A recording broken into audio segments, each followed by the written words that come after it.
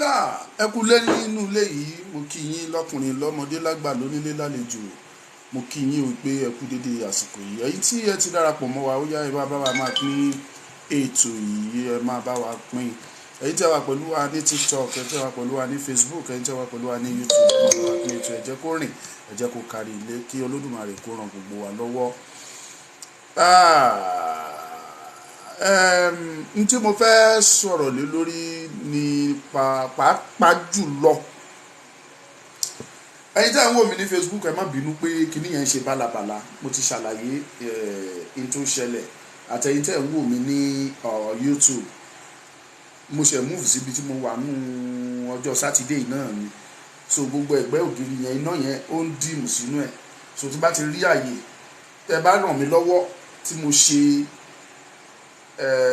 wallpaper síbí so a lè máa absorb iná yẹn a lè dúró so gbogbo ilé tó fi dìmù mọ́ mi lójú yẹn kò ní sí yẹn mọ́ so ẹ̀yin tẹ́ ẹ wò mí ní Facebook and YouTube ẹ má bínú bó bá ṣe gbé picture yẹn wá but I'm very sure pé ẹ̀yin tẹ́ ẹ ń wò mí nínú TikTok ẹ má rí mi wò dáadáa torí fóònù là ń lò tá a fi ṣe ti ọ̀rẹ́ yín thank you so much and God bless you. mo ní know your afflictions ọmọ Yorùbá ṣáájú kí ni affliction tàbá ní ká wò ó mi ìgbóyìnbó but òyìnbó tí mo lè lò fún tí mo lè sọ pé ó tún súnmọ́ affliction yẹn mo lè sọ pé problem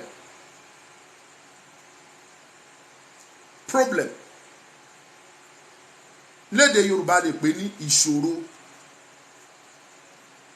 mọ ìṣòro ẹ ẹni tó bá mọ ìṣòro tó ní kì í pẹ́ nínú ìṣòro yẹn òun ní òwe Yorùbá tó sọ pé ìwọ tó o bá mọ ẹjọ́ ẹ̀bi ẹ ò ní pẹ́ lórí ìkúnlẹ̀ kí ni ìṣòro tó o ní àwọn kálẹ̀ àbí ìlàjẹ wọn ní ìṣòro kí ni ìṣòro ẹ what is your problem do you know your problem ǹjọ́ acknowledge ìṣòro tó o ní do you know your affliction Abu Oluwatosi, no problem. We are going there. I will definitely do that. Thank you. God bless you. My phone number is it. So, am I worried? Ẹ̀yin tẹ́ ẹ ń wò mí ní TikTok ẹ máa bá mi ó yá ẹ máa power tap ẹ máa like ẹ jẹ́ kí n máa rọwọ́ yín. Ẹ̀yin tọ́lọ́run bá fún lórí ọ̀fẹ́ lè fún wa ní gift kò sí tó burú a máa dúpẹ́ náà ni. Ẹ ṣé. Kí ni ìṣòro tí èèyàn bá wà kò sí gbogbo èèyàn tí ò ní ìṣòro. Ṣùgbọ́n tó bá mọ ìṣòro ẹ ìyẹn gan ló lè fi sọ pé mo yege. When you refuse to acknowledge or to identify your affliction, ìparun ló máa tẹ̀lé. Eléyìí ló ń ṣe ọ̀pọ̀lọpọ̀ àwa ọmọ Yorùbá lénìí. Eléyìí ló ń ṣe àwa ọmọ Yorùbá tó fi dà ẹ̀bẹ̀ ni pé olóòótọ́ wa fẹ́ gbé sípò ìkà. Mọ ìṣòro ẹ. Kò sí ẹni tí ò ní individual problem. Mo máa ń pòwe kan bàbá mi kan ló dẹ̀ máa ń pa tí mo wá kọ́ lọ́dọ̀ ẹ̀ ó ní kò sẹ́ni tán kí ọwọ́ bọ̀ nídìí tí wọn ò ní bá ìgbẹ́. At worst tó bá yọ ọwọ́ yẹn tí ìgbẹ́ ò bá tẹ̀lé jáde gbé sínú kó gbóòórùn ẹ̀ wàá mọ̀ ìpè ìgbẹ́ wà bẹ́ẹ̀. Kò sí ẹni tán kọ́ ọwọ́ bọ̀ ní fùrọ̀ tí wọn ò ní bá ìgbẹ́ ń bẹ̀. Reason tí mo ṣe fẹ́ kọ́kọ́ sọ ilé yìí kí tó kọjá sí the general one fún àwọn ọmọ Yorùbá ni pé àwọn kan gbé audio kan jáde ẹ wá ń jubilate ẹ wá ń celebrate wípé ìyàwó bàbá Akíntóyè kan ó ṣe bákan ẹ gbọ́ Yorùbá ní ẹ̀rù ẹ bà mí jù ní gbogbo àgbáńlá ayé mo jùdí fún ìran Yorùbá ẹ̀rù yín bà mí mo ṣe káàsà ọmọ Yorùbá and then bàbá Akíntóyè kó yín lówó jẹ ó fẹ́ sọ̀rọ̀ Oni tó bá oni e bá wọn kan sọ pé ṣe náà lé bàbá Akíntóyè. Ṣe bá wọn kan ibi tẹ́ condemn bàbá dé ẹni ṣe náà lé l'Amẹ́ríkà. Ẹni tó sọ̀rọ̀ jáde oni wọn ò lé oni ṣùgbọ́n ó ní pé wọn yan kówó jẹ oni bàbá ńlá irọ́ ni. Pé bàbá Akíntóyè good ló máa kó owó jẹ. Ìwọ tó tí kówó jẹ ó lẹ́ o pẹ̀lẹ́ o. Ọlọ́run á dá oníkálukú yín lẹ́jọ́. Ẹ fẹ́ frustrate life fún bàbá yẹn. Ẹ fẹ́ frustrate life gbé Sunday Igboho ẹ fẹ́ frustrate life wọn. Káwọn méjèèjì yẹn ṣàṣọ pé àṣemọ́.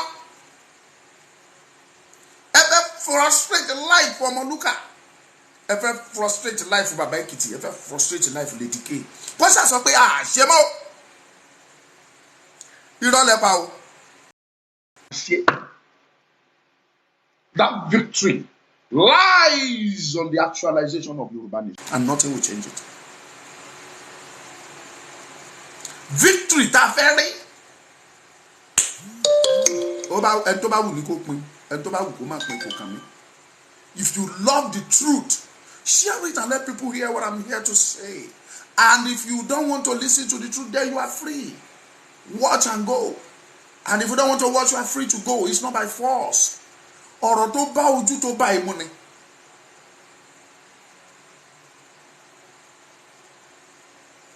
Yorùbá ẹ̀rù yín bà mí.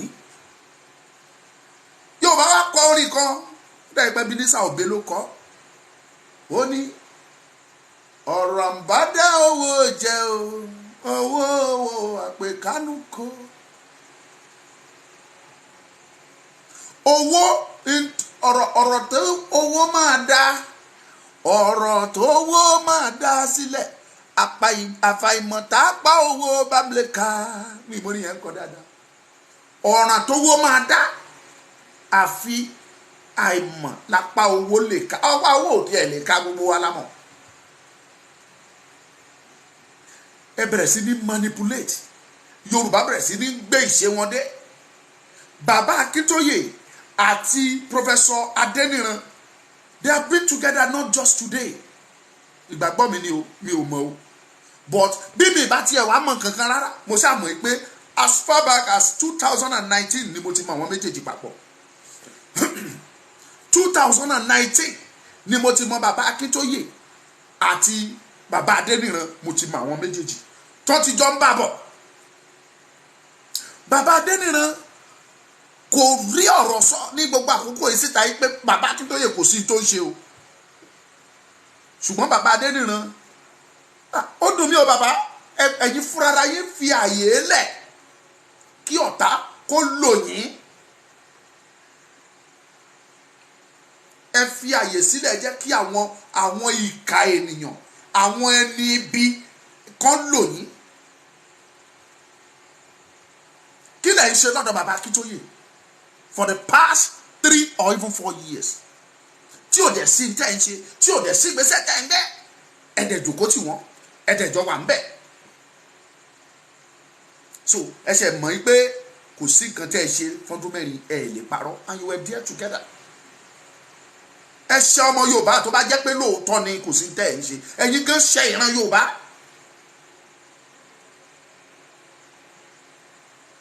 Yorùbá o, ẹ mọ ìṣòro yín, kí ni ìṣòro yín gan Yorùbá? Àìfẹ́ mọ ìṣòro ẹ̀yin ọmọ Yorùbá ló mú yín fẹ́ kú sípò ìkà. And that is why you are where you are today. Ẹ̀rù yín bà mí Yorùbá. Ṣebí tẹ́ni ọmọ ológun ọjọ́ kìíní àná rè. O dédé tán ó pòbìrì. Ó wá di pé Sunday Igboho tó ń gbé gẹ́gẹ́, ó di ẹni tó di igbá ìwọ́lẹ̀. Ó di tó lè fi ara tó wù tó bá wù ẹ́, ara tó wù máa ń là ló fi góró ń dá, ó wá dẹni tó lè fi dára tó wù ẹ́.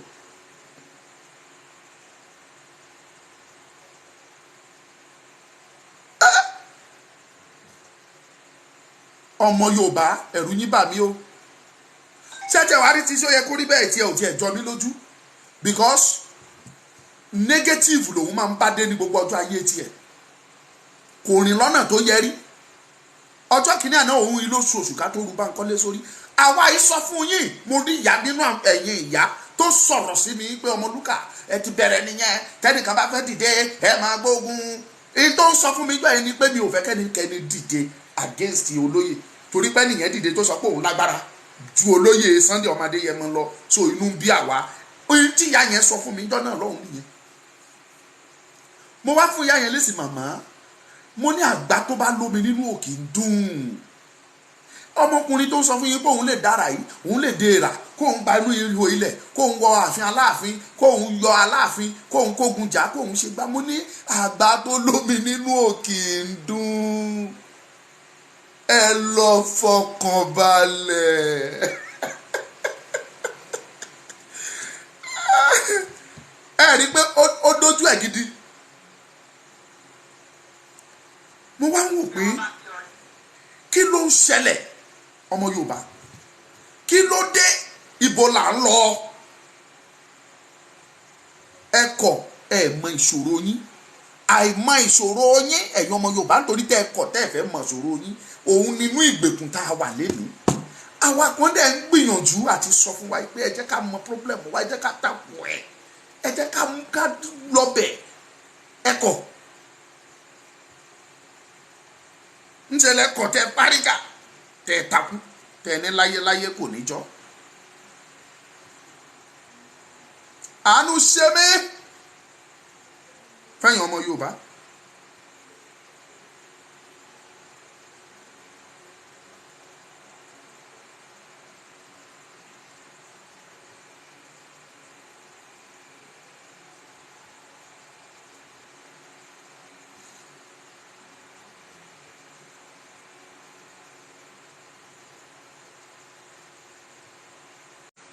Tó bá tẹ̀ wá jẹ́ pé lóòótọ́ ni bàbá Akíntóyè ó fẹ́ yàwó sí Amẹ́ríkà, ó bímọ 4 fún, gbókàn tiẹ̀ wá jó òótọ́. Èyí fúnra yín ẹ̀ mọ̀ pé ṣe lẹ̀ ẹ kàn ṣáà ń wá irọ́ láti lè bring bàbá yẹn, láti lè bà lórúkọ jẹ́, láti lè destroy orúkọ ẹ̀. Ṣé wá rí gbogbo ẹ̀yin tẹ́ fúnra yín lẹ̀ kó ní tìrí lòyìn, Ọlọ́run á ṣe ìdájọ́ gbogbo yín. Ẹ̀yin tẹ́ fi inú kan kankan, ìfẹ́ kan tẹ́ fi rìnrìn àjò pẹ̀lú àwọn bàbá òun àtolóyè. Mi ò sọ pé kẹ́ ẹ gbé olóyè kẹ́ sọ di Ọlọ́run, mi ní kẹ́ ẹ máa praise ẹ bí Ọlọ́run, mi ní kẹ́ ẹ praise bàbá Akíntóyè bí Ọlọ́run. Ọlọ́run ò lè bá ẹnikẹ́ni pín ògo ẹ̀. He can never share his glory with anybody. Òun ló ní. Ṣùgbọ́n báwo lẹ ṣe rí ní gbogbo ìgbà tá a jọ fi ìfẹ́ kan inú kan tá a fi rìnrìn àjò yìí, gbogbo ohun tá a bá jọ unanimously tá a bá jọ sọ pé a fẹ́ ṣe, gbogbo ẹ̀ là ń achieve. Àtọjọ́ tó ní tìrí yín ti dé tó ti pín gbogbo ẹ̀, kí ni àbábọ̀ yín, kí lẹ rí mú bọ̀ nídìí ẹ̀. Gbogbo àdáwọ́lé yín, màmá kan pè mí láàárọ̀ ó sẹ́ndí mẹ́sẹ̀gì, ó bẹ̀rẹ̀ sí ní sọ̀rọ̀ sí mi, kò jọ pé mo dẹ̀ súnmọ́ màmá ẹ pẹ̀lẹ́. Ọjọ́ tí àṣírí onítìrí yín bá máa tú yẹn, ẹ máa ní stroke, ó dá mi lójú. Torí ibi tẹ́ ẹ̀ lérò lẹ ti máa rí, Ọlọ́run ò ní jẹ́ kó bò, àṣírí yẹn máa tú. Ṣé bá ti rí àṣírí Akíntóyè ti ń tú, àbí ẹ̀bẹ̀ ló ti ń tú, ẹ jẹ́ ká àṣírí Akíntóyè tú. Ó ti tú, ó bímọ 7, ó dẹ̀ máa ń kówó jẹ. Ṣùgbọ́n Akíntóyè ò kúkú pààyàn, kì í dẹ̀ ń ṣe olóṣèlú ló rán, owó ló máa ń kó jẹ, kò dẹ̀ ní Yorùbá nation gbà, no problem. Nínú Akíntóyè tó mọ owó ń kó jẹ, tí ò lè ṣàkáǹtì, àti onítìrí yín tó mọ̀ ọmọ wá láti wá gbalẹ̀ dé àwọn kan, ẹ aṣojú yín, ẹ pa aṣojú mímọ́, ẹ mẹ́ni tẹ́ máa túlẹ̀ lókù nínú Akíntóyè. Èmi Ọmọlúkà kò sí tẹ́lẹ̀ sọ gbẹ́yìn tẹ́ ń ju mẹ́sẹ̀gì wá, kò sí májíìkì tẹ́ fẹ́ ṣe láyé. Èmi as a person, mi ò ní tẹ̀lé onítìrí yín, kò wọ́ tiẹ̀. Tí onítìrí ọba tiẹ̀ kì í ṣe pé olóṣèlú náà, mo ń garanti pé kò wọ́ tiẹ̀ ní tẹ́yàn tẹ̀lé. Ó fi hàn dájú pé tírú èmi gan bá ṣe onítìrí, tí n bá bẹ́ẹ̀ kò dẹ̀ sẹ́ni tí ò lè ṣe mistake, kò sẹ́ni tí ò lè ṣàṣìṣe. Tírú èmi bá ṣe àṣìṣe tí n bá bẹ onítìrí, kò lè dáríjì mí. Ṣerú leader tí mo fẹ́ tẹ̀lé nìyẹn, mi ò lè tẹ̀lé irú ẹ̀ láyé àti láìláì. Ó dàbà gbogbo ẹ̀pọ̀n ní àtẹ̀lé, never. Mi ò ní tẹ̀lé. Ìdí ni pé ó simple. Oníkálukú oníkálukú ló máa yan ẹni tó fẹ́. Mo délé Sunday Igboho, mo jókòó sẹ́gbẹ̀ẹ́, mo dìímú, ó bá mi ṣe fídíò, mo mọ̀ ọ́, mo rí pé this is a leader that care for his people, for his subject, for his followers. Mo délé bàbá Akíntóyè, mo mọ̀ bí tó ń gbé, mo wọnú ilé ẹ̀, mo jókòó sí sitting room bàbá, àjọ jókòó, àjọ sọ̀rọ̀. Tí mo tọkàn mi balẹ̀ pé bàbá rèé, kí bàbá tó lọ Kútọ́nù ni mo ti ń lọ ń pàdé bàbá nífẹ̀ẹ́ tá a ti jọ ń sọ̀rọ̀ tá a jọ jókòó. Mo mọ̀, ṣùgbọ́n mi mọ̀ lé onítìrí yín, mi mọ̀ bóyá Ìkẹjà ló ń gbé, bóyá GRA, bóyá PRP, bóyá dem, mi ò mélé tó ń gbé ń bẹ̀, bóyá United States of akówọjọ, I don't know. Téèyàn bá tiẹ̀ dẹ̀ tún ní mọ orú ẹ̀, bá àti ẹ̀dẹ̀nu mọ bí tó ń gbé, wàá tún make ara ẹ̀ available. Mo lè sọ oríṣiríṣi point fún yín tó fi jẹ́ pé onítìrí ò wọ́ọ̀tì ẹni tó yẹ kẹ́ tẹ̀lé, ṣùgbọ́n torí pé ẹ̀yin ọmọ Yorùbá ìka pọ̀ nínú yín, ẹ ní ìkà nínú, òun lẹ ṣe fagídí tẹ́ fi ń po onítìrí pé ó jọ lọ́hùn. Màmá yẹn ń pè mí, ó nítorí pé ó jẹ́ obìnrin, ó ní àwa ọkùnrin ti lulẹ̀ torí pé jóbìnrin làwọn ṣe ń tẹ̀lé. ẹ stupid, mo sorry láti sọ ẹ stupid. If you think that way, pé because that woman, she's a woman, that is why tẹ̀tí fẹ́ máa tẹ̀lé, á jẹ́ pé ẹ láròjinlẹ̀. Ó láròjinlẹ̀. Ànítorí pé ara yín ò dá, icon tutor, you are stupid. You are a dense, you are an idiot. Oh, gbọ́n, I don't know who you are, I don't want to bloody care who you are. Tó bá gbọ́n, ó lóye gbàtà Akíntóyè ẹ ti accuse ẹ many times. Akíntóyè jáde ó dẹ̀ sọ clearly as a matter of how to call open letter. Ó send ẹ̀ sí Tinubu yín hùn. Wípé àbúrò mi Tinubu kò sọ́nà nínú Nàìjíríà, máa bọ̀ kájọ ṣe Yorùbá nation. Ṣé bá Akíntóyè ṣe clearly why tí màmá ti ní onídìrí yín àbónítìrí àbóníkíní kan, kí ló dé tó nǹkan ò jáde kó dì. Ọjọ́ tó ti ń pariwo pé ṣe náà ràn wá, látọjọ́ tó ní tìrì ti sọ̀rọ̀, ẹ ti rọ́jọ́ kan tó kọ̀ndẹ́mù Tinubu rí. Àlọ́ ń bọ̀, ẹ béèrè lọ́wọ́ ẹ̀ kí ló wà láàrin òun àti Lai Muhammed àtàrẹgbẹ́ṣọlá, ẹ béèrè lọ́wọ́ onítìrí. Ẹ jẹ́ kó jáde síta kó fi gbogbo ohun tó ní láyé kó fi búra, kó wá síta kó wá sọ, kó dì náà yẹn. Àwa ń sọ̀rọ̀, ọ̀rọ̀ ò tí ì débi ọ̀rọ̀ ni, torí pé àwa ò kì í ṣe ẹ̀yin, àwa yàtọ̀ sí yín. We will do match àwa ṣe findings àdí òtítọ́ mú, ìwọ̀nba tá a rí mú sìn àti rí, but we àti ìdí òun ni ò tí ì jẹ́ ká tu fún yín dáadáa, a rí, ṣùgbọ́n àti ìrí òtítọ́ yẹn dì mú dáadáa ṣe ń ṣe findings yẹn, a dẹ̀ máa rí, torí Ọlọ́run ò kì í ṣọba ìkà, kì í dúró sí díẹ̀ kéé, kì í sí dúró sí àbòsí. Ẹ mú gbogbo Yorùbá nation ẹ dojú ẹ̀ dé nítorí ìkórira, nítorí pé ta lélẹ́yìn gan, ṣó yẹ kó tó mi ni, ṣóun ló yẹ kó lead ni, ṣó yẹ kó ṣíwájú ni, ṣóun ló yẹ kó jẹ́ báyìí ni. Ẹ̀yin ìka ènìyàn, ẹ lọ sílẹ̀ ibò, ẹ lọ wo ohun tó ń ṣe ń bẹ̀. Go and see what is happening in Igbo land, in Biafra land. Wọ́n kóra wọn jọ, wọ́n bẹ̀rẹ̀ sí ní protest pé no election in our land. Kí sójà jáde kó lọ pa wọ́n. Tó bá jẹ́ wípé onítìrí òde kó da gbogbo ń tà ń ṣe irú, àti wà ń tà sí tírálì à máa lọ kánkánkan bí election ṣe kú ọjọ́ bíi méjì mẹ́ta yìí. Àwa ń tà tírálì yẹn á máa lọ kíkan. Ṣùgbọ́n ìwọ gbogbo ohun tó ṣẹlẹ̀ ń sìn o, onítìrí yìí ti jáde. Tó bá ti gbọ́ pé a fẹ́ jáde, a fẹ́ ṣe rálì, òun náà sáré gbé fabrication míì wá. Ó lè sọ pé òun ní kinní kan, òun nígbà òun láwo, báyìí fabrication ló kù, a ti parí occupation, ní báyìí ó kù fabrication. Oríṣiríṣi ẹ̀ ló ń gbé jáde. Ṣé mùmúlẹ̀ pé àwa ni? Ó mú gbogbo ẹ̀, ó dojú ẹ̀ dé, gbogbo ó kọ ẹ̀yìn everybody síra. Òun ló tú àwa Yorùbá world media, onítìrí ló tú, òun ló dá wàhálà sáàrin ibẹ̀. Àwa kúrò ń bẹ̀ torí pé àwa believe pé táwọn world media ṣe òótọ́, wọ́n lé wa, wọ́n tagi wa, wọ́n la jẹ́ media onítìrí. Àwa tó pè ní media onítìrí yẹn, onítìrí fi gígùn wa lójú ni. onítìrí yín màmá ẹ sùn ẹ̀yin jẹ́ obìnrin ẹ bìlíìfù pé torí pé obìnrin la ṣe against ẹ mo fi ìgbésí ayé mi búra fún yín mi ò lè against ẹ torí pé obìnrin as a matter of fact tó bá yẹ pé mo rí pẹ̀lú òtítọ́ àti òdodo tó dẹ̀ rìn lọ́nà tó tọ́ ni màá tẹ̀lé. Kò sí ẹni tọ́lọ́run ò lè lò obìnrin ṣe vice president lamẹ́ríkà kódà obìnrin contest fún president ń bẹ̀ tí ìbá ṣe pé àwọn kan ò support ní àwọn Hillary Clinton ó contest for the president of the United States she could have won that election. So mi ò kí ẹni obìnrin gan ní compassion dáadáa ju ọkùnrin lọ ṣùgbọ́n ẹni tẹ́yìn rí ẹ̀ mọ́ ni òun gangan náà ń pè ní Sátánì that woman.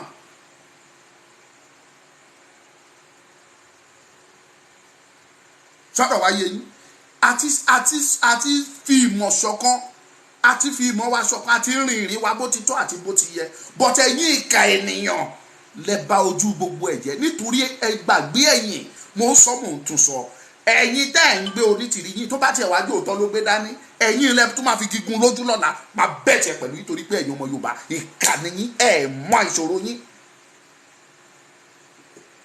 ìkà ni yín ẹ máa ń fojú olóore gúngi ni ẹ máa ń kìkàbọ olóore yín lójú lẹ́yìn ọmọ Yorùbá. Mi kí ẹ I don't bloody care ní tó bá wọ anybody ní kó fẹnu ẹ sọ.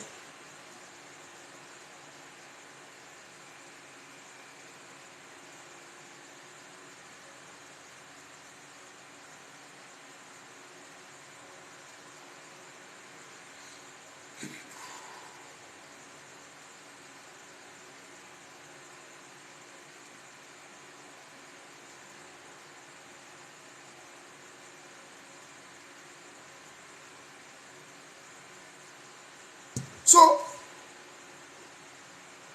bàbá Akíntóyè ó kówó jẹ ó fọmọ ẹ lẹ ó ṣe tẹ́ ẹ bá ṣe pé yìí fúnra yín ya onírọ́ do you even believe that àwọn ọmọ bàbá wọn á dẹ̀ fi bàbá wọn lẹ̀ kẹ́ yẹ̀yẹ́ ẹ̀ bẹ́ẹ̀ ìyá tó bí ọmọ mẹ́rin fún yàn á fi ilẹ̀ kẹ́ dààmú ẹ̀ kẹ́ yẹ̀yẹ́ ẹ̀ tó bá tiẹ̀ wá jẹ́ lóòótọ́ ni bàbá tiẹ̀ wá fi ilẹ̀ tó fàwọn ọmọ lẹ̀ tí ìbá ṣe pé ya onírọ́ for the fact pé bàbá tiẹ̀ gbé Amẹ́ríkà for 25 good years ó yẹ anytime tó bá fẹ́ wọ bẹ́ẹ̀ á wọ bẹ́ẹ̀ kó apply lásán tí ò bá ti commit any crime tí ò ṣẹ̀ lórílẹ̀‐èdè Amẹ́ríkà tí ò ní any crime kò sí ìgbàkigbà tó bá fẹ́ wọ Amẹ́ríkà á wọ bẹ́ẹ̀ successfully á lọ at worst kó request fún visitation lásán I want to visit á visit á lọ bẹ́ẹ̀ bọ̀ tí ó pé ìkànnì gbogbo yín ọ̀nì ubi ọ̀nìyàn ubi tí gbogbo yín jẹ́ pápátá òun lẹ ṣe rí ẹni ẹlẹ́ni tẹ́ ṣe rí bí ẹni tí ò ṣẹ́rí Ọlọ́run á san gbogbo yín lẹ́san ẹ̀yin tẹ́ pera yín ní Yorùbá wọn ẹ burú o ẹbẹ̀ sí ní sọ àwọn ọ̀rọ̀ tí ò tiẹ̀ nítumọ̀ ọjọ́ tẹ́ ti ń sọ ṣé tẹ́ ti pariwo ìyá ti parí yín ebi ti pa yín kú kéènì kan sọmọlúkà kú ni n bá ti ẹ wò mí náà tí n bá ti ẹ̀dẹ̀ ẹ̀rù tí mo gbẹ ìsá àti ìkú mo sì wà láyé mo wà láàyè mo sáà ń rí gàrí mo ọpẹ́ ń fọlọ́hún ẹ di owó yín mú àtẹ̀yìn tó ní tìrì yín ẹ dira yín mú ẹ̀yin fúnra yín lẹ́sọ̀rọ̀ yín di enemy ẹbí ò rí yín bí ọ̀tá mi ṣùgbọ́n you fail ẹ̀yin ẹ̀ ń pariwo Akíntóyè lolóṣèlú rán wá Akíntóyè ti jáde uncountable time láti debunk ẹ̀ ó tún sọ jáde pépà gbé national newspaper Nigeria Tribune gbé The Nation gbé The Punch ó gbé pé owó mọ Tinubu òun ò fi anything dúró láti support Tinubu ó tún kọ open letter tí àwọn pépà tún gbé sí Tinubu pé jáwọ́ lọ́rọ̀ Nàìjíríà kó máa pọ̀ nínú Yorùbá Nation kájọ ṣe ẹ ṣe sọ fún màmá tí yín kó bọ́ síta kó debunk àwa ń challenge ẹ pé kí ló wà láàrin òun fúnra rẹ̀ àti Lai Muhammed àti former governor Ọ̀ṣun yìí kí lórúkọ Arẹ́gbẹ́ṣọlá à ń sọ kí ló wà láàrin wọn ẹ jẹ́ kó jáde kó wá sọ tí ò bá sí kankan láàrin òun àtàwọn wọ̀nyẹn tàbí Tinubu ẹ jẹ́ kó jáde kó nǹkan debunk ẹ kó dẹ̀ fi búra lé kó máa búra ẹ. ẹ jẹ́ dìjì òdodo ẹ̀yin tẹ́ ẹ sùn Bamidele Mohammed, Yoruba nation glory belongs to all Yorubas. To participate kì í ṣe glory ẹnìkan. You want to take glory for yourself. O fẹ́ kàn mọ̀ pé wọ́n ló ṣe. Ṣé bó dẹ̀ lulẹ̀ báyìí? Gbogbo àwọn ọmọ tẹ́ kó jáde pé kó lọ máa ṣe occupation. Àwọn dà, àwọn tó wà nínú àtìmọ́lé wà látìmọ́lé o. Àwọn tán ti kó lọ kóòtù wọ́n ti kó wọn lọ o. Wọ́n kó wọn lọ ti ní kó wá gba béèlì wọn. Tẹ́ ẹ̀ bá ti jáde lọ́la kan gba béèlì àwọn ọmọ wọ̀nyẹn mo ti wò ó. Tẹ́ wọn bá ti gba béèlì wọn lọ́la ó di March ending. Kẹ́yìn tó tún padà fojú yín gan ni wọn. Bẹ́ẹ̀ ni mo sọ fún yín. Ibẹ̀ náà máa wà títí tí tán máa fi ṣe election àkọ́kọ́ tán fi parí gbogbo election tó fẹ́ ṣe.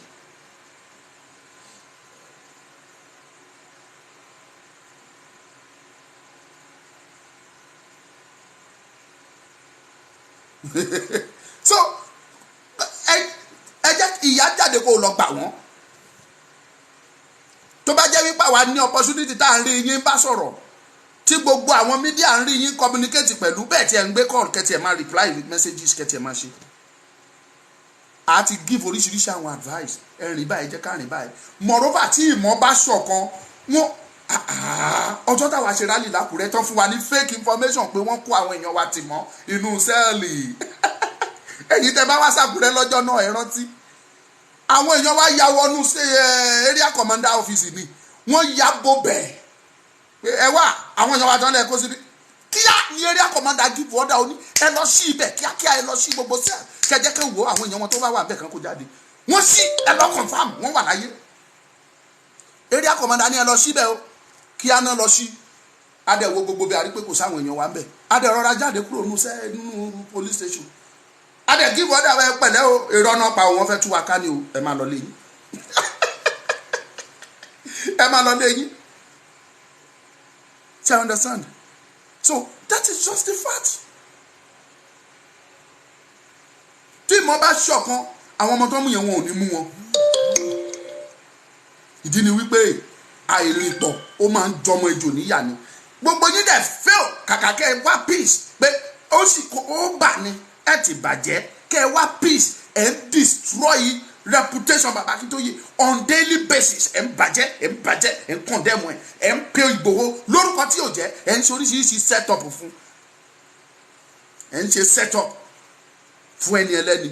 Mi ò kúkú blame yín àwọn tó torí owó tán lọ bà ọmọlúwàbí wọn jẹ́ àwọn ni mo blame tán fún yín lọ́rọ̀ sọ. Ọjọ́ tó béèrè ọ̀rọ̀ lọ́wọ́ ẹ̀ lórí Kọ́lá Abíọ́lá dá fún ẹ Bámidélé she doesn't say anything up to now. Kí lórí sọ̀rọ̀ tí Kọ́lá sọ wípé kán pa Ìgbòho tán bá rí àti gbogbo àwa tá à ń ṣe Yorùbá nation pé tán bá ti mú wa kán máa pa wá kí lórí sí kí ló sọ dọ̀la she can't say anything. Kò lè sọ because gbogbo security ẹ̀ ló wà lọ́wọ́ Kọ́lá tú gbogbo ẹ̀ síta ayẹyẹ.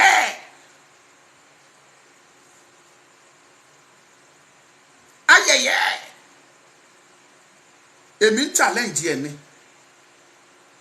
Lọ́jọ́ tí mo ti ń gbọ́ onítìrí tí mo ti mọ̀ mi ò rí kó fi ọjọ́ kan kó sọ̀rọ̀ sí Tinubu rí pé ọ̀tá tàbí ẹni burúkú ni nílẹ̀ Yorùbá tàbí pé Tinubu tó ń ṣe wọ̀n yóò dáa. Ó kò sọ́rí ẹ̀yin tẹ́ ẹ bá ní ọ́díò ibi tó ti sọ ẹ sẹ́ndì ẹ̀ sí mi. Kò condemn Tinubu rí. Ṣùgbọ́n kò ṣiṣẹ́ fún Tinubu. Kò ṣiṣẹ́ fún olóṣèlú. Ẹ̀yin tí ì mọ kinní kankan.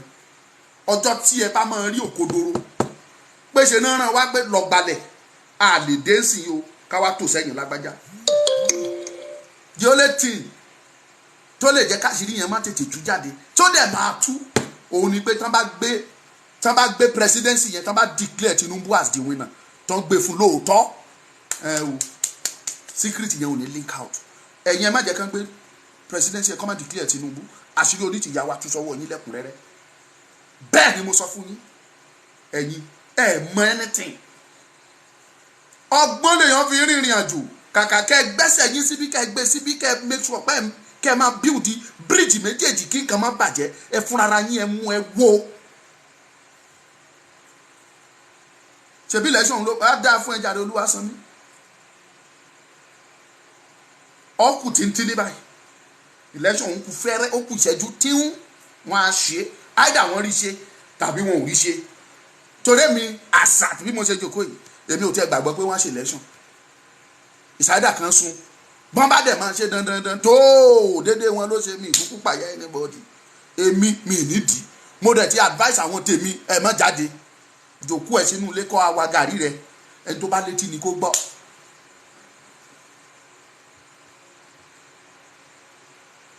kí ló dé ọmọ Yorùbá ẹ kọ̀ ẹ mọ ìdààmú tó bá yín wọ́n pa wá wọ́n fìyà jẹ wá wọ́n rèpù wá wọ́n lé wa wọn ò jẹ́ ká ríṣẹ́ ṣe wọn ò jẹ́ arọ́ náà lọ wọn ò jẹ́ arọ́ náà gbà Ìgbò gba gbogbo inú ìgboro wa Fúlàní pa gbogbo inú igbó àríbi sá lọ àrígboro dúró sí àrínú igbó lọ àwa ń fi dìrọ̀ àwa ń fọ́n káàkiri kàkàkẹ́ jòkó ìwọ̀nba ẹ̀yìn díẹ̀ péré ṣe kẹjẹ́ kájọ jòkó kájọ sọ àsọyé papọ̀ ṣe lẹ́ ń bárajà ṣe lẹ́ ń gbógun kẹ máa bá ẹnìkan lórúkọ jẹ́ èrè wo lẹ fẹ́ jẹ lórí ẹ̀.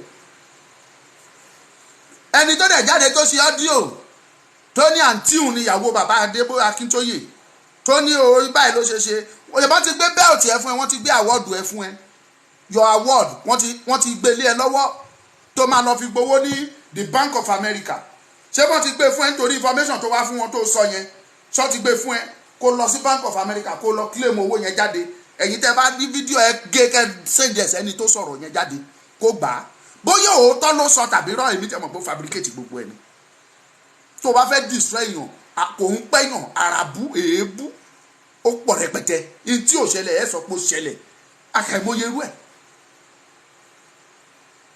so tó bá tiẹ̀ dẹ̀ jó òótọ́ dẹ̀ ni tó dẹ̀ wá bọ́ síta tó fi ipò yẹ kó wá sọ ní gbangba òde ńgbò dẹ̀ ti sọ́nsìn àwọn ọmọ bàbá ti wá fún ẹ̀ sàtífíkẹ́tì pé ó ṣe o fún nǹkan tó sọ handshake rẹ rèé good of you ó ti ràn wá lọ́wọ́ ti bá wa ó ti tú bàbá wa ṣe ní gbangba àwọn ọmọ bàbá yẹn ti dúpẹ́ lọ́wọ́ ẹ̀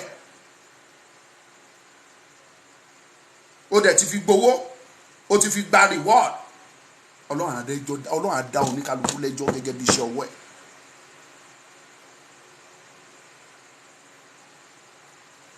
ṣe ti gbọ́ bẹ́yìn Ọlọ́run á dá yín lẹ́jọ́ gẹ́gẹ́ bí iṣẹ́ ọwọ́ yín àǹtí yín tó sọ̀rọ̀ mo ti ń sọ mo tún sọ ó ti lọ gba owó ọ̀rọ̀ tó sọ wọ́n ti fún ní another position ó ti ní more rank ó tún ti joyè sí ó ti gba nǹkan so you think now so no problem bàbá Akíntóyè bàbá oníbàbá ẹ sinmi yẹn ẹ máa gbádùn láìfù yín àwa ọmọdé ẹ ní ẹ ó pọ̀ àwa ọmọ yín pọ̀. I said something some times ago that I don't show an allegiance to anybody in Yoruba nation, and that is the very fact. Mi ò búra fún anybody nínú Yoruba nation pé mo máa lóyà sí ẹ tàbí mi ní lóyà sí ẹ rárá, but iṣẹ́ ẹ̀yin tẹ́ dúró tẹ́ gbàgbọ́ tẹ́ pariwo ẹ̀yin tí onítìrí lórí yín wọ̀nyí iṣẹ́ yín àti wá yín mú mi ní interest more and more sí Sunday Igboho àti bàbá Akíntóyè. The more you keep on condemning them all because of this Yoruba nation, the more I will continue to love them, and that is the fact. And mind you, the same thing is happening to many people out there. Tẹ́ bá ń condemn wọn tẹ́ rò pé wọ́n máa kórìíra wọn bẹ́ẹ̀ ṣe ń bà wọ́n jẹ́ sí ní àwọn èèyàn nífẹ̀ẹ́ wọn sí náà show sympathy fún wọn sí pé fat lẹ́gbọ́n yẹn. That is someone looking for you. Nobody is forcing mama to work with baba. Who is mama? Ṣé àǹtí Dúpẹ́ lẹ́ ń pè ní mama? Àǹtí Dúpẹ́. Anyway, when somebody, oh God, I'm not sure. Because I don't force him àǹtí pé kó wá ṣiṣẹ́ pẹ̀lú bàbá Akíntóyè. No. Because I don't force him mama. Ẹ jẹ́ kí ìyá máa ṣiṣẹ́ lọ. Bàbá sáà ń bá ṣe tiẹ̀ lọ. Iṣẹ́ ìwà gbogbo yín òun ni ò jẹ́ kí a rí anything ṣe. By now tó bá yẹ pé a dúró lórí òtítọ́ ni ó yẹ ká mọ bí tí Yorùbá nation wà lẹ́nu. A ti jáde a ti gba ìgboro kan ṣùgbọ́n ẹ ti fúnra ara yín ẹ ti tú gbogbo àwa tá a jọ unite tẹ́lẹ̀ ẹ ti wọ àárín wọn ẹ ti babẹ̀ jẹ́. Àwọn tó tí ìmọ̀ wọn ṣọ̀kan tọ́jọ́ fi ìmọ̀ kan rìn ẹ ti wọbẹ̀ ẹ ti fọ́n wọn ká ẹ ti mú lára wọn sọ́dọ̀ pé ẹ má gbogbo àwọn tẹ́ kó sọ́dọ̀ náà àwọn dà ìjọ tẹ́ jáde àwọn dà àwọn tẹ́bi ń pa tí yà ń jẹ tí wọn ò lè febi mọ́nú láti ṣiṣẹ́ ayé.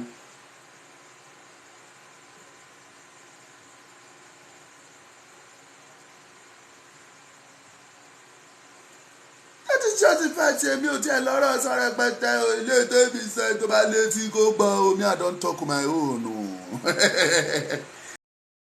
Yorùbá sì wọ́n lòdù sójà pàà wọ́n lòdù ẹ̀kúnlẹ̀ Yorùbá ojú yín ò tí ẹ̀ ní mọ kankan rẹ́rẹ́ máa ń. ẹ mọ ọ́dà tí Buhari give mi either it is Buhari or not Buhari ẹ tí mọ in tí wọ́n give ni pé anybody tán bá rí tó ṣe belebele tó ṣe mánamàná níwájú ballot box shoot at search ẹ̀gàn ẹ̀ dáhùn tẹ́ bá rí mú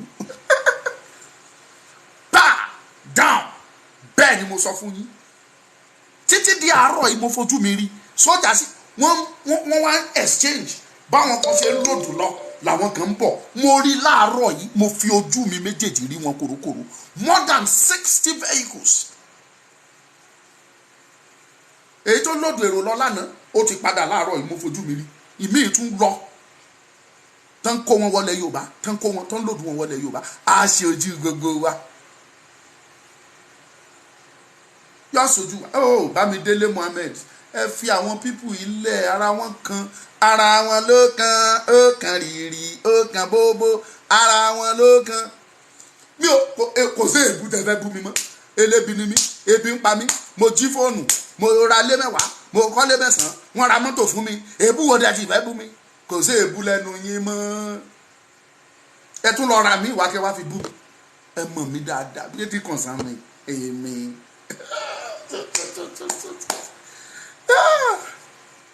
But lábẹ́ bó ti wù kó rí èmi máa make sure pé mo pursue Yorùbá nation yìí to the last point máa dẹ̀ rí wípé a achieve ẹ̀ àgbà láìsí pé a bá gbà á mi ní dẹ́yìn.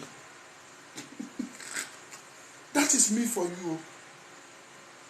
Akíntóyè kọ́ ló pè mí wá ṣe Yorùbá nation Sunday Ìgbòho kọ́ ló pè mí wá ṣe Yorùbá nation kì í dẹ̀ ń ṣe onítìrí kì í dẹ̀ ń ṣe kankan nínú yín ẹni nínú yín tó bá lè sọ pé òun lòun lọ pé Ọmọlúkà pé kó wá máa báwọn ṣe Yorùbá nation kó jáde kó wá sọ kò sí náà yín Ọlọ́run mi fúnra rẹ̀ ló mí sí mi lọ́kàn tó fi hàn mí lójú àlá tó wá fi sọ́kàn mi tí mo fi ń ṣe. Bákíntóyè lọ lé ní bẹ́ẹ̀ ṣe ń pariwo ẹ̀ yìí kó wá dé ní kó wá sọ pé lóòótọ́ òní Tinubu ló rán mi mò ń lọ mo tẹ̀lé mi ò ṣe Yorùbá mọ́ òun ló lọ kì í ṣe Ọmọlúkà. I will continue to do it to preach to my people that the only solution is total disintegration of Nigeria. Màmá sọ fún wọn lọ kí Ìgbòho yín sọ pé rárá òun Ìgbòho ti yín yẹn kó sọ pé òun ò ṣe Yorùbá nation mọ́ òun bá tiẹ̀ lọ máa sọ fún yín wípé Ìgbòho ló sọ tiẹ̀ yẹn kó máa bá lọ èmi Ọmọlúkà o mo continue mo ṣe Yorùbá nation mi lọ and nothing will change it. Moreover cherry Sunday ọmọ Adéyẹmọ tẹ́ ẹ̀ wọ́n yẹn Ìgbòho àti Professor Banji Akíntóyè yẹn wọn ò ní padà Yorùbá nation continue ni ẹ jẹ́ wá jẹ́ ẹ wá ní sùúrù ẹ jẹ́ béèrè kan lọ́wọ́ yín ṣé gáràjì lẹ fẹ́ gbà ní ẹ̀yin tó ní tìrí brainwash ni mo ń béèrè question yìí lọ́wọ́ ẹ̀ o because I will never insult any one of you in tí mo dẹ̀ sọ tó bá dàbí pé mo fi insult yín ẹ má bínú o that is how I can put it because that woman came to brainwash you ó lò yẹn ní ẹ̀yin lẹ́ẹ̀mọ̀ ó lò yín ní àṣírí yẹn dẹ̀ máa tó ẹ̀ dẹ̀ máa rí láìpẹ́ ó kàn jẹ́ pé ọ̀pọ̀lọpọ̀ yín gan bẹ́ẹ̀ ráṣírí tó tú síta ìyẹn inú ni bí ni yín ò ní jẹ́ kẹ́ ẹ fẹ́ sòótọ́ mọ́ kò ní jẹ́ kẹ́ ẹ padà mọ́ àti ìtìjú ẹ wà ìgbà yẹn lẹ́ máa wá dàsá gidi ìgbà náà wà ń kọ́ ntẹ́ máa wá sọ ń gbà yẹn nìyẹn. Answer this question ṣé gáràjì lẹ fẹ́ gbà ní tẹ́ ẹ ṣe fẹ́ gbà á láàrin ọdún kan ọdún méjì.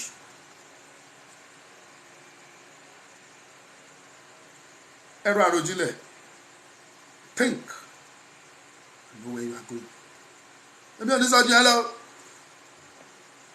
Tani mo ló sọ pé òun fẹ́ dá sétò lẹ́ẹ̀kan o. Jẹ́ kí n fi nọ́mbà yẹn sí YouTube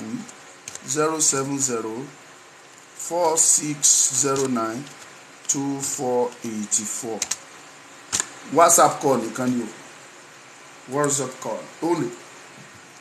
WhatsApp call nìkan.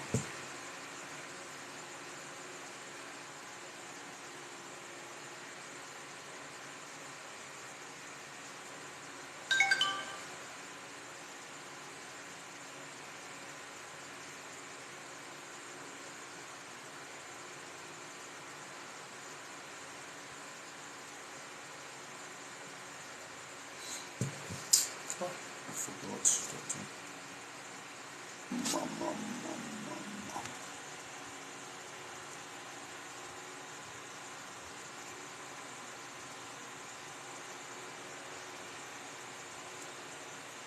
Okay, bóyá tó bá di lọ́la a máa wá means bá ṣe máa receive àwọn èèyàn kájọ tún debate kájọ sọ̀rọ̀. So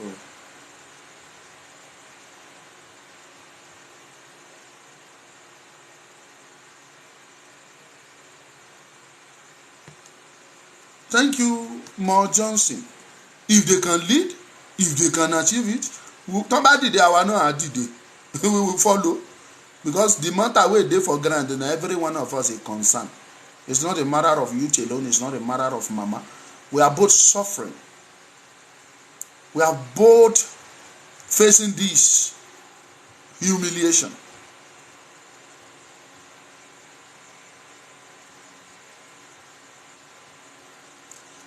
Imagine ẹ̀yin ọmọ Yorùbá kó jẹ́ pé inú pẹ̀lú ìmọ̀ kan ṣoṣo lájọ wà, kí ààrẹ Gani Adams pẹ̀lú àwọn OPC mẹ́mbà ẹ̀, Sunday Igboho pẹ̀lú gbogbo àwọn tó gbà tiẹ̀ àti màmá yín why will I be mention your mama fi màmá lẹ̀. Bọ́dà àwọn méjì ká sọ pé ìmọ̀ ṣọ̀kan pẹ̀lú gbogbo ẹ̀yin màmá mi àtẹ̀yin bàbá tẹ́ ẹ ti ṣáko lọ tẹ̀ lórí tìrí, kí gbogbo yín kó jẹ́ apá kan bí lájọjọ́ fi ìmọ̀ wa ṣọ̀kan sí. Tá a bá jáde ìbẹ̀rù gan ò ní jẹ́ kí Nàìjíríà allow election. At once àjọ dá sí wàhálà, àjọ yìnbọn síra, àjọ gbára wa ní blow, àjọ kọjú ìbọn síra wa, àjọ yìí. Nígbà tí mo rí ayẹta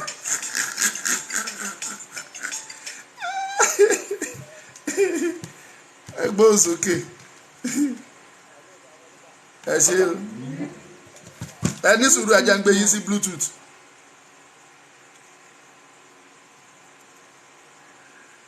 Ẹjẹ ń gbé yín sí Bluetooth. Ok, ó ti wọlé bẹ́yẹn, ó yá ẹ sọ̀rọ̀. À ń gbọ́ yín. Mà ń gbọ́ yín sẹ́, ẹ máa sọ̀rọ̀, ẹ máa sọ̀rọ̀, à ń gbọ́ yín.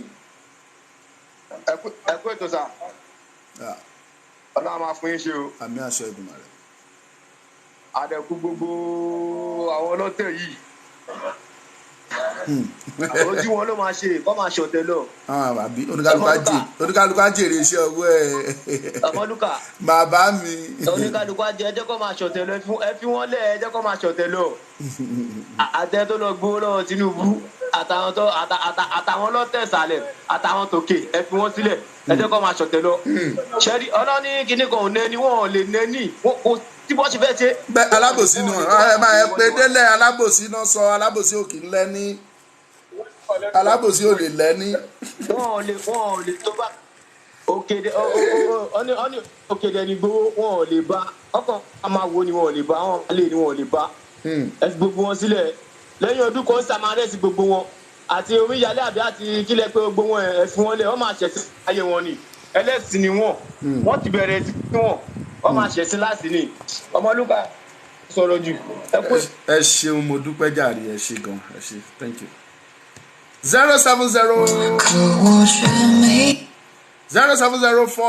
07046092484 yìí tẹ́ bá fẹ́ contribute, tẹ́ bá fẹ́ bá mi sọ̀rọ̀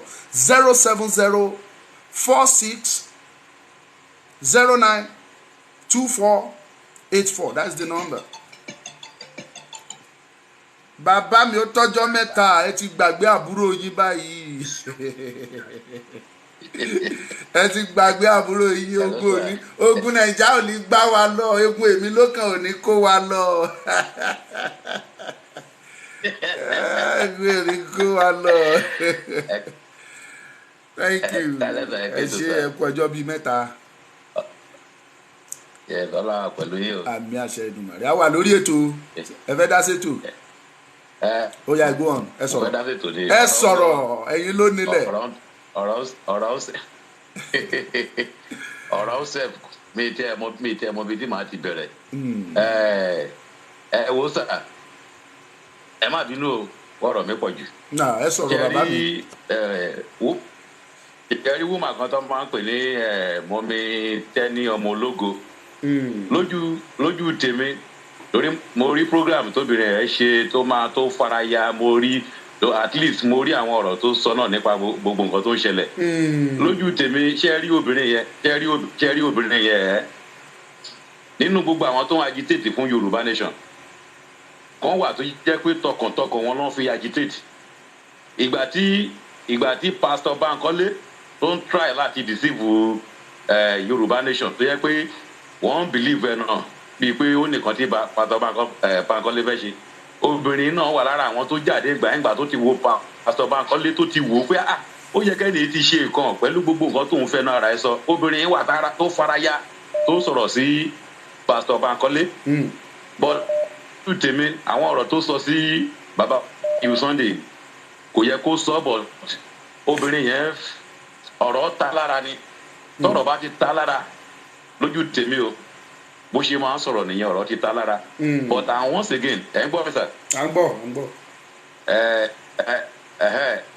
Bínú ọ̀rọ̀ tí mo fẹ́ sọ yìí torí ó wà lára nǹkan tí mo ti comment, but I will just try to say it because it's part of the movement. Mo fẹ́ fi nǹkan ṣe ẹ̀sàpò fún yín. Lé ní náà tí tẹ́nibọ̀dì bá jáde nílẹ̀ Yorùbá náà tó bá declare pé síta tó mu nílẹ̀ Yorùbá, ǹjẹ́ ẹ mọ̀ pé kò sẹ́nibọ̀dì tá respect síta tó mu ẹ̀? Kò sẹ́nibọ̀dì tá respect síta tó mu. Kí ni reason tán ní fi respect síta tó mu? Òun ní nǹkan tó ń ṣe èyí. Àtìgbà tá a ti ń ja ìjà yìí ìdí tó fi rẹ̀wẹ̀sì bá àwọn èèyàn kò sí kankan. Tẹ́ bá wo àwọn olóṣèlú ní Nàìjíríà tó ń campaign, ẹ̀rí bọ́n ṣe ń kọlura wọn. Wọ́n ń kọlura wọn everyday ló ń kọlura wọn. But àtìgbà tá a ti bẹ̀rẹ̀ agitation yìí kò sí kankan tá a fi wọ Nigeria government bíi pé a ti serious lójú tèmi. Kò sí kankan tó fi wọ Nigeria government bíi pé a serious. Kò sí kankan lójú tèmi bọ́n fi wọ Nigeria bíi pé a serious. Àwọn Igbo náà wọ́n sọ pé síta tó mu.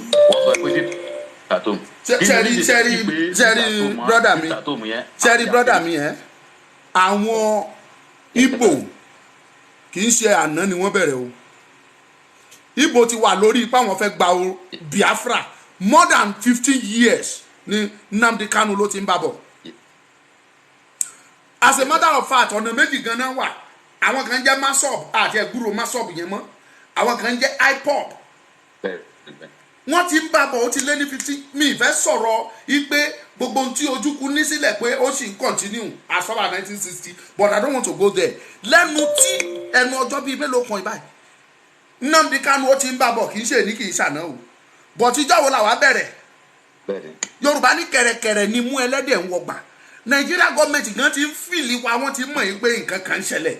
As a matter of fact, tí president bá lè sọ̀rọ̀ nípa wa pé àwọn kan jẹ́ Yorùbá nation, tí Tinubu bá lè sọ̀rọ̀ yìí pé àwọn kan jẹ́ Yorùbá nation, táwọn ọba aláyé bá lè ń sọ̀rọ̀ yìí pé àwọn kan jẹ́ Yorùbá nation, dájúdájú àwọn gan ti mọ̀ lára, wọ́n ti mọ̀ pé àwọn kan ń bólé oníbàárà, àwọn kan ń bólé bọ̀.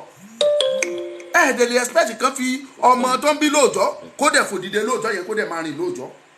You can't compare us with Igbo. Igbo ti ń bá bọ̀ ọjọ́ ti pẹ́. Ó ti pẹ́ táwọn Igbo ti wà lẹ́nu ẹ̀. Àwa ṣẹ̀ṣẹ̀ ń bá bọ̀ ni àwa ṣẹ̀ṣẹ̀ dìde. Gbogbo dídìde wa àti ìpọ́dún mẹ́ta àbí mẹ́rin gan tá a ṣe tí mo lè sọ pa dìde àti ìpọ́dún mẹ́rin. Lórí ọdún mẹ́rin yẹn dẹ̀ ní ogun ọ̀tẹ̀. Ìmọ̀ wa ò ṣọ̀kan bíi tàwọn ọmọ Igbo. Àwọn ọmọ Igbo wọ́n understand ara wọn. Wọ́n gbà fúnra wọn. Ìwé wo ni Nnamdi Kanu ìwé wo ló kà láàrin àwọn ọmọ Igbo tó kù?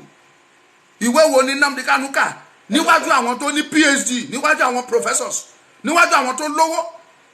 Ṣùgbọ́n wọ́n gbà fún pòun ló lórí, wọ́n dẹ̀ respect yẹ, wọ́n contribute fún wọn fún, kò tẹ̀sẹ̀ tó challenge ẹ̀ pé owó tá à ń fún ìbò ló kó sí.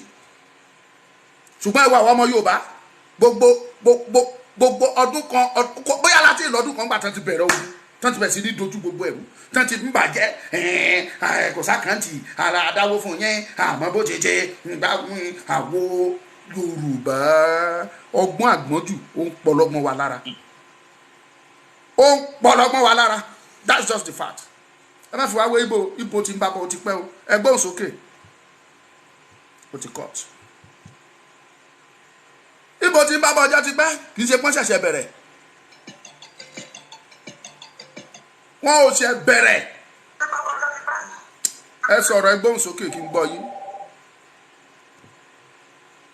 mi gbọ́ yín o ẹ sọ̀rọ̀. ẹ stop láti máa dá ọkọ̀ onítìrí ṣé ayé máa sọ pé kí Dúpẹ́ Onítìrí wá mọ́ ṣebí Dúpẹ́ Onítìrí ń bá Lai Mohammed sọ̀rọ̀ àtàrẹgbẹ́sọlá. ẹ wá challenge ẹ báyìí pé kó wá deny yẹn níta. ẹ kó wá dìbọ̀nkẹ̀. ẹ kó wá dìbọ̀nkẹ̀ rádà ṣe ọjọ́ tó accuse bàbá Akíntóyè. àbẹ̀rẹ̀ àwọn tó máa bá gbẹ̀gbẹ̀túgbètú síbẹ̀.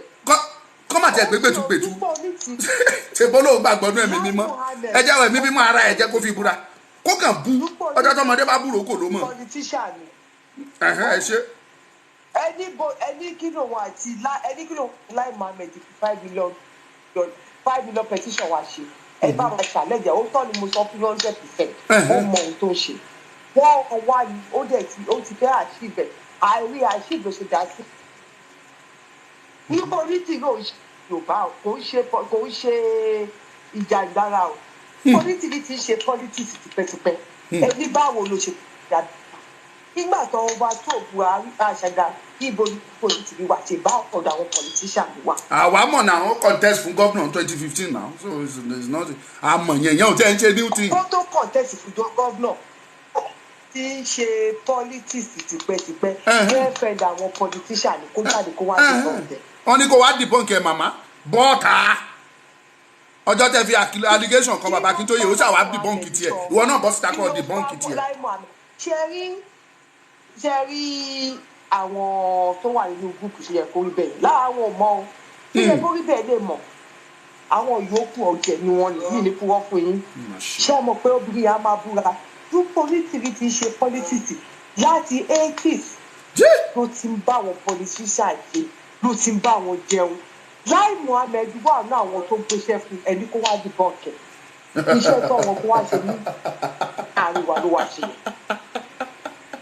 tó bá máa dìbọ̀nkẹ̀ kó fi gbogbo ọmọ ẹ̀ kó máa fi kọ́ mí sẹ́nu mo dẹ̀ wíṣí báwọn tó lè máa ṣe àdúrà sí kó jẹ lórí ẹ̀ kó jẹ iṣẹ́ tó wọn wá pẹ̀lú àwọn Lai Mohammed tó wá ṣe kò lè dùnà yẹn gbogbo ohun tó ń sọ yẹn tẹ́yìn bá rí tó ń ṣépè kò ń fi gbogbo ara ṣépè fara ẹ yé èpè lára Yorùbá nation mọ́ òótọ́ ni mo sọ fún yín yẹn nǹkan wọn wá nǹkan táwọn Lai Mohammed gbé lọ́wọ́ ló wá ṣe fún wa yẹn bọ́tà kó wá yìnbọn kẹ ẹ ṣe ó dàbọ̀. ẹ ṣeun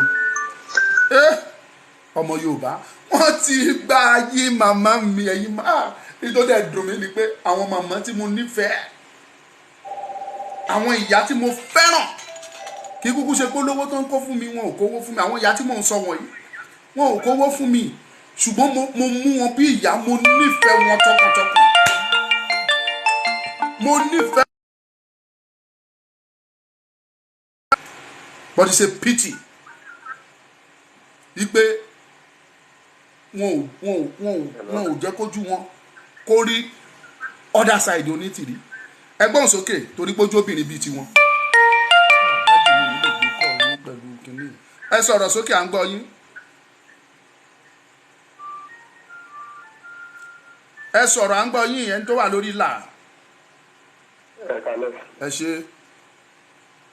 ẹ kú ètò sà. a dúpẹ́ o. ẹ ló ẹ kálẹ́. à ń dá yín lóhùn mò ń gbọ́. ẹ kú ètò sà. ẹ ṣe. lágbára Ọlọ́run ẹ ti lè béèrè wọn. àmì àṣẹ Ìdùmarè àtẹ̀yìn náà. ẹ sà ohun tí mo fẹ́ sọ nípa ọ̀rọ̀ tó lọ yìí ni wà. ó ní nípa àwọn olóṣèlú tó kàn nípa lóṣèlú pẹ̀lú àwọn Yorùbá nation.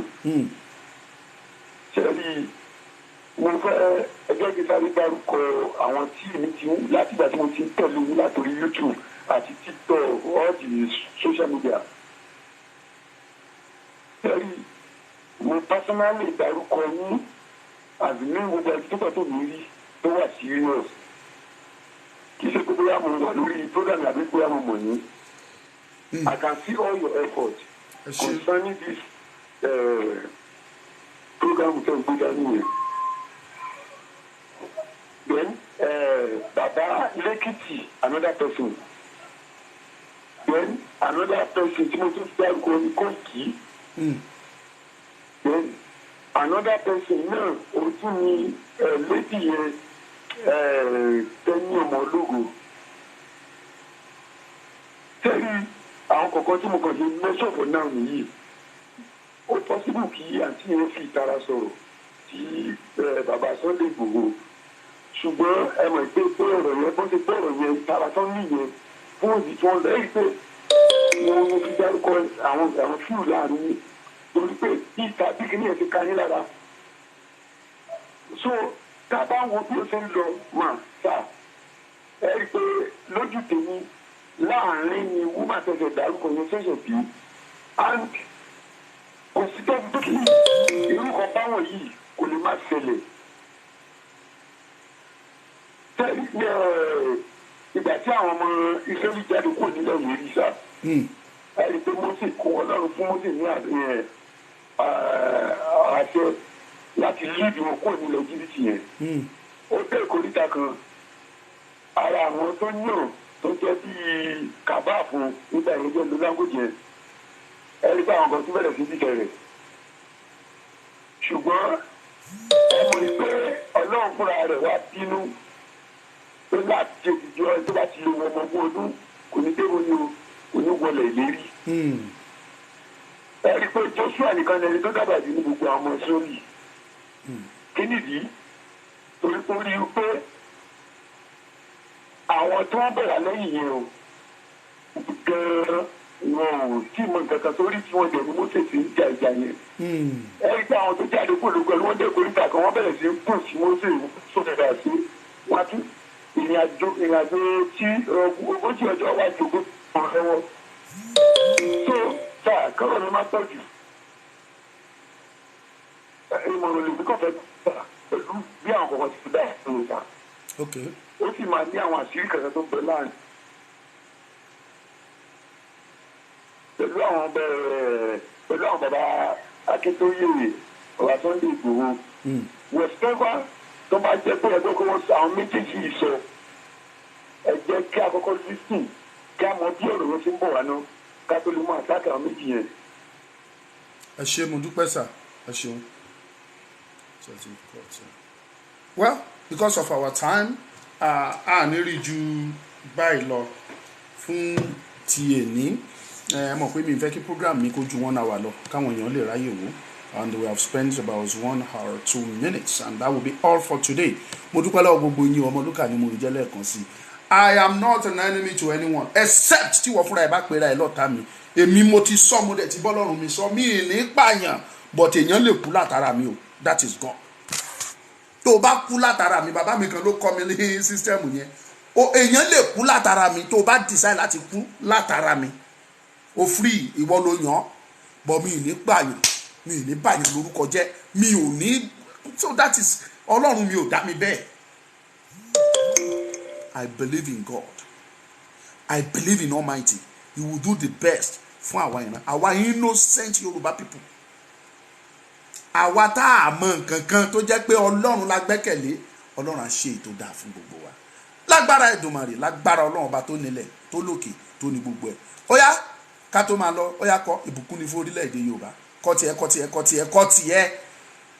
ìbùkún ní forílẹ̀-èdè Yorùbá ẹ̀yin tẹ́ wà ní TikTok ó yá ẹ jẹ́ kí n rí like ó yá ẹ máa like a ti ń lọ nìyẹn ó yá ẹ̀yin 12 lẹ́wà ń bẹ̀ 100 like ẹni kọ̀ọ̀kan nú yín 100 like ó yá 100 ẹni kọ̀ọ̀kan nú yín kó fún mi ní 100 likes kẹ́ tó máa lọ ẹ̀yin bíi 12 yẹn ó yá 100 likes each of you.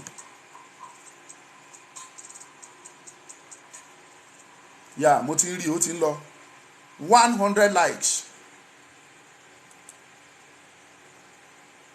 ẹ jẹ́ kó máa lọ bẹ́ẹ̀ kó máa lọ bí ẹ jẹ́ kó máa lóbi ẹ jẹ́ kó máa lóbi